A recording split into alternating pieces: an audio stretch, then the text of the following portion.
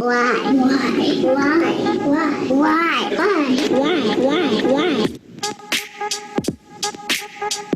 Get up, girl.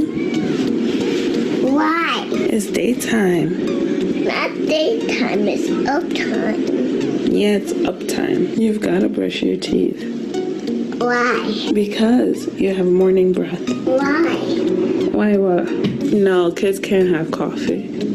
Why? Because coffee is for big people. Why? Because little kids can't drink it. It makes you too hyper. Why make me too hyper? Give me a little bit. No. Why? Sunflowers? Yeah. Why? Because we're going to a sand park and I don't want you to get sand in your butt. Is that not my butt? Yeah. Why? I don't want to get dirty. Nope. Why? You're my mommy. Yeah. We gotta go potty before we go outside, okay? Why? Because if not, you're gonna go pee-pee in the car. I'm not driving. Why? Because Mama's driving. Why Mama's driving? Why don't look like Daddy's house? It's the same color like Daddy's house. Why? Because the building is red. Why building is red? Because it's made of bricks. Why made of red? Because bricks hold up well and they don't fall. We're gonna leave soon, okay? Why? Because we've been here for a long time. That's where dogs go poo-poo. Why? Because they don't go in the potty. Why they don't go to potty? Because they go in the grass. Why? Hold me. Oh, no, I can't hold you. Why? Because you're heavy. Slow down. Slow down. Slow down? Yeah. No, don't touch that. Why? Because it's gonna prick you. Why? I don't have your iPad. Why? I don't have it either. Why? Because it's home. No, you can't play with my camera. Why? It's not a toy. Kids don't play with their mommy's hammer. Why? Have you ever been told not to ask so many questions? Maybe you felt annoying or guilty for asking questions, especially when it comes to your faith. Our next 4-week series is on doubt and questions. We were all designed to ask questions. As toddlers, we constantly ask with why. But as we get older, asking too many questions is often discouraged, especially when those questions are about our faith. But during this next 4-week series, we'll talk about having questions and even doubts about God. They might not be as scary and as shameful as we had thought, because you are not alone in your questions. God doesn't shame us for our questions. Our questions don't always get answered, and godly people can help us with our questions.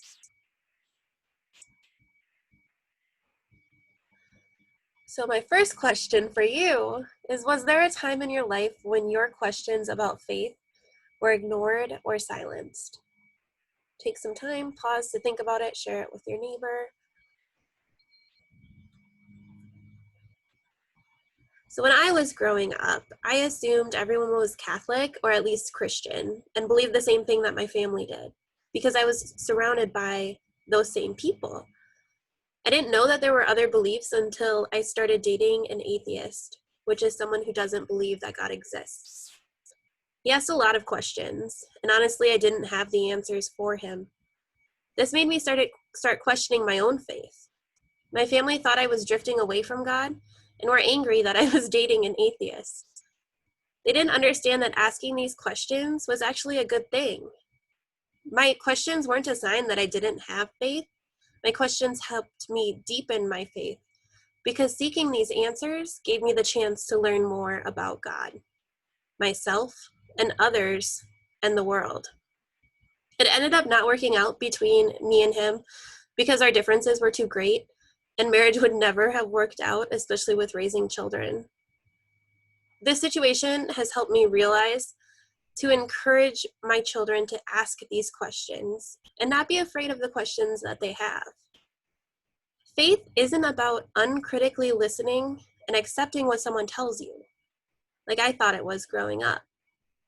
Faith, instead, is continuing to search for God in the midst of our questions. Like Zoe, asking questions like why is a healthy sign of curiosity. It is a sign that we want to learn, to grow, and discover new things. That's a good thing. So speaking of questions, I've got a few for you. There are no right or wrong answers to any of these questions. They're just designed to get you thinking. I'm going to read them aloud, and I want you to answer them in only one of three ways: never, sometimes, or always. You pray about a big test coming up. Is it okay to doubt God will help you study well and get through it?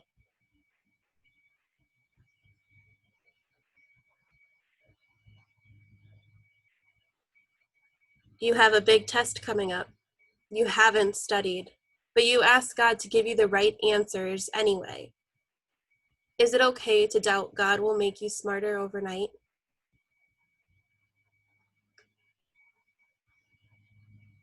You've had a crush on someone for over a year. You pray they'll fall in love with you in time for the school dance. Is it okay to doubt God will come through as your wingman?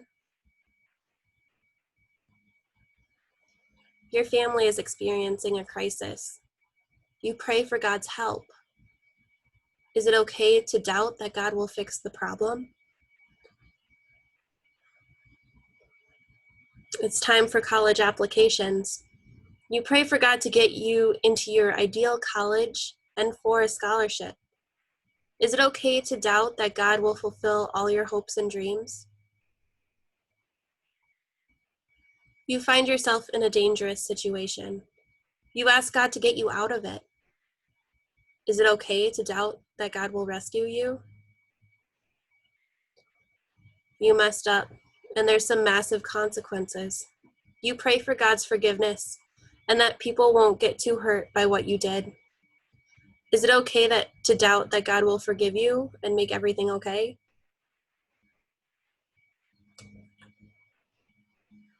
You see or hear about something tragic happening in the world.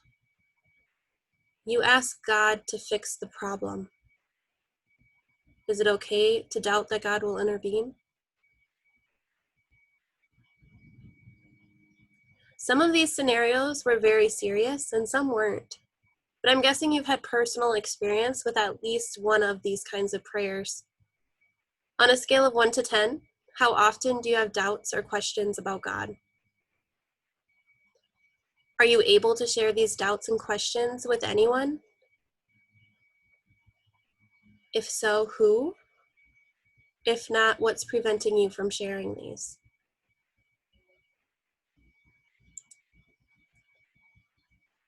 The book of Psalms is an ancient book of worship and songs to God. That's why you see so many references to harps, lyres, and lutes. Those are the instruments they had when these songs were written. These songs were often opportunities for people to praise God, but they weren't all joyful. Many of the Psalms were expressions of desperation, heartache, and mourning. Some sound pretty hopeless. Let's look at Psalm 88. Lord, the God of my salvation, I call out by day. At night I cry aloud in your presence. Let my prayer come before you. Incline your ear to my cry. For my soul is filled with troubles. My life draws near to Sheol. I am reckoned with those who go down to the pit. I am like a warrior without strength. My couch is among the dead, like the slain who lie in the grave. You remember them no more. They are cut off from your influence. You plunge me into the bottom of the pit, into the darkness of the abyss. Your wrath lies heavy upon me. All your waves crash over me. Because of you, my acquaintances shun me. You make me loathsome to them. Caged in, I cannot escape. My eyes grow dim from trouble. All day I call on you, Lord. I stretch out my hands to you. Do you work wonders for the dead? Do the shades arise and praise you? Is your mercy proclaimed in the grave? your faithfulness among those who have perished?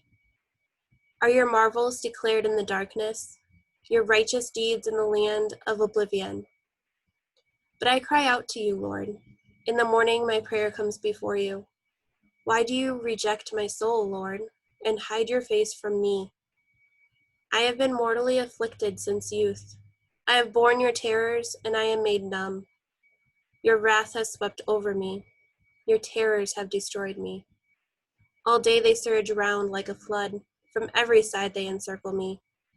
Because of you, friend and neighbor shun me. My only friend is darkness. The author made their feelings really, really clear. So take a look at this psalm again. Here are the words I just read. What do you think is going on in this psalm?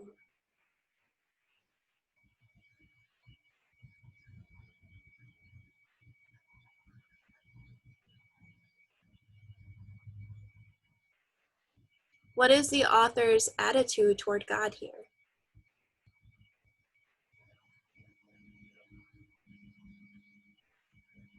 What brought you to that conclusion?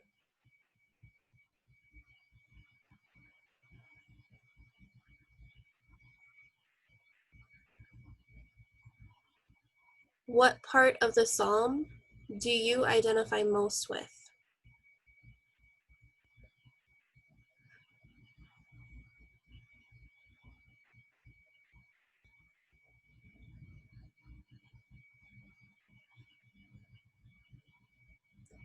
Did any of this psalm make you uncomfortable? Which part and why?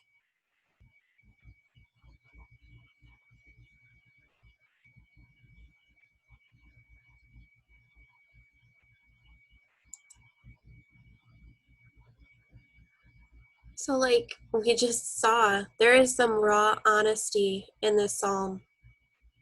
The psalmist is wondering if God is going to show up or if God has abandoned them. It does not have a happy or a hopeful ending.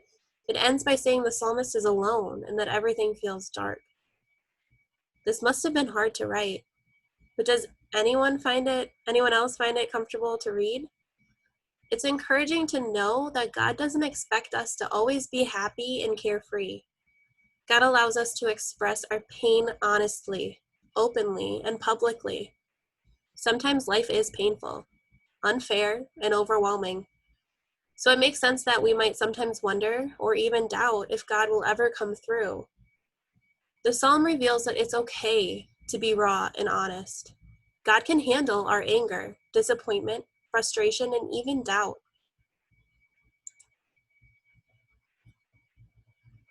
Let's look at another psalm. This is Psalm 22. My God, why have you abandoned me? Why so far from my call for help, from my cries of anguish? My God, I call by day, but you do not answer, by night, but I have no relief. Yet you are enthroned as the Holy One. You are the glory of Israel. In you our fathers trusted. They trusted and you rescued them. To you they cried out and they escaped. In you they trusted and were not disappointed. But I am a worm, not a man, scorned by men, despised by the people. All who see me mock me. They curl their lips and jeer. They shake their heads at me. He relied on the Lord. Let him deliver him. If he loves him, let him rescue him. For you drew me forth from the womb, made me safe at my mother's breast. Upon you I was thrust from the womb. Since my mother bore me, you are my God. Do not stay far from me, for trouble is near, and there is no one to help. Many bulls surround me. Fierce bulls of Bashan encircle me. They open their mouths against me. Lions that rend and roar. Like water, my life drains away. All my bones are disjointed. My heart has become like wax. It melts away within me. As dry as a potsherd is my throat. My tongue cleaves to my palate. You lay me in the dust of death. Dogs surround me. A pack of evildoers close in on me. They have pierced my hands and my feet. I can count all my bones. They stare at me and gloat. They divide my garments among them. For my clothing they cast lots. But you, Lord, do not stay far off. My strength, come quickly to help me. Deliver my soul from the sword, my life from the grip of the dog. Save me from the lion's mouth, my poor life from the horns of wild bulls. Then I will proclaim your name to my brethren. In the assembly I will praise you. You who fear the Lord give praise. All descendants of Jacob give honor. Show reverence, all descendants of Israel. For he has not spurned or disdained the misery of the poor wretch, did not turn away from me, but heard me when I cried out. I will offer praise in the great assembly. My vows I will fulfill before those who fear him. The poor will eat their fill. Those who seek the Lord will offer praise. May your hearts enjoy life forever. All the ends of the earth will remember and turn to the Lord. All the families of nations will bow low before him. For kingship belongs to the Lord, the ruler over the nations. All who sleep in the earth will bow low before God. All who have gone down into the dust will kneel in homage. And I will live for the Lord. My descendants will serve you. The generation to come will be told of the Lord, that they may proclaim to a people yet unborn the deliverance you have brought. So if the opening phrase of this psalm, "Why have you forsaken me," sounds familiar, it might be because of the person who quoted it in Matthew 27, verse 46. When Jesus was dying on the cross, suffering for our sake, he cried out these same words, the prayer of an innocent man. Even Jesus, in his moment of suffering, used the Psalms to express his pain, as well as his hope. Even though the psalmist begins by asking, why has God abandoned him? It becomes more hopeful. So in these two psalms alone, we can see that doubts and questions can take many forms. In Psalm 88, the psalmist seems to blame God for their painful situation. Their cries to God are dark and hopeless. In Psalm 22, while the psalmist is still feeling abandoned, there is hope. Despite their pain, they still trust in God's faithfulness. Isn't it reassuring that our journeys with God, even our questions and our doubts, don't all have to follow a specific formula? Sometimes we doubt or question God because we're in pain. Sometimes it's because we just need a vent, or think, or work things through. Sometimes it's because we're asking hard questions and trying to find the answers. I don't know what doubts or questions you have now, or will have in the future, but I hope you'll remember this. Like the psalmists, like everyone who has ever followed God, and even like Jesus, you're not alone. You're not alone in your questions, your doubts, your pain, or your frustration. When we think that we're alone in our doubts and our questions, it's easy to lose hope. But we understand we're not alone, and that having doubts and questions doesn't disqualify us from following Jesus. We can discover how to move forward. Having doubts and questions doesn't necessarily mean that you don't have faith. Asking questions like why is part of how God created us. But if we ever want to move past our questions to say, and yet, to our doubts, then we, like the psalmist, need to start by admitting our doubts exist. Remember those situations we looked at in the beginning of our conversation? There are so many everyday situations that could cause us to question or doubt God. When you ask for God's help on a big test or an important challenge, but you still fail, you might wonder why God didn't come through for you.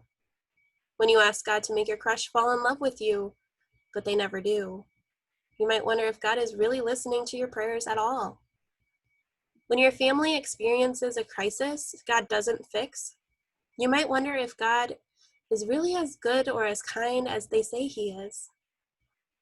When you don't get the college acceptance letter or scholarship that you prayed for, You might ask if God really will take care of you, or if you're on your own.